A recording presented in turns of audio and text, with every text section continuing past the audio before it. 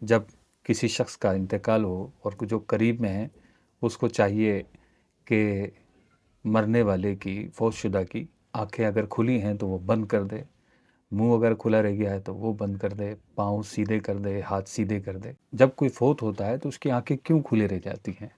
نبی کریم صلی اللہ تعالیٰ علیہ وآلہ وسلم نے ایک بار صحابہ کرام علیہم رضوان سے فرمایا، کیا تم نہیں دیکھتے کہ جب کوئی فوت ہوتا ہے تو اس کی آنکھیں کھلی کی کھلی رہ جاتی ہیں؟ صحابہ کرام علیہم رضوان نے عرض کیا، جی ہاں۔ ارشاد فرمایا، یہ اس وجہ سے ہوتا ہے کہ نگاہ روح کا پیچھا کرتی ہے۔ انسان کی روح جدا ہو کر اس کے جسم سے جا رہی ہوتی ہے اور آنکھیں اس روح کو جاتے ہوئے دیکھ رہی ہوتی ہیں۔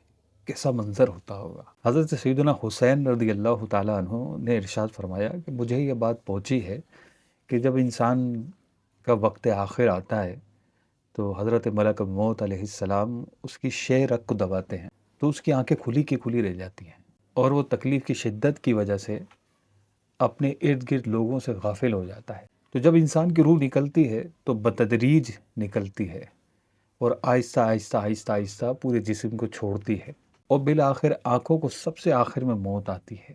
حضرت سیدنا زہیر بن محمد رحمۃ اللہ تعالیٰ علیہ نے فرمایا کہ آنکھوں کو سب سے آخر میں موت آتی ہے۔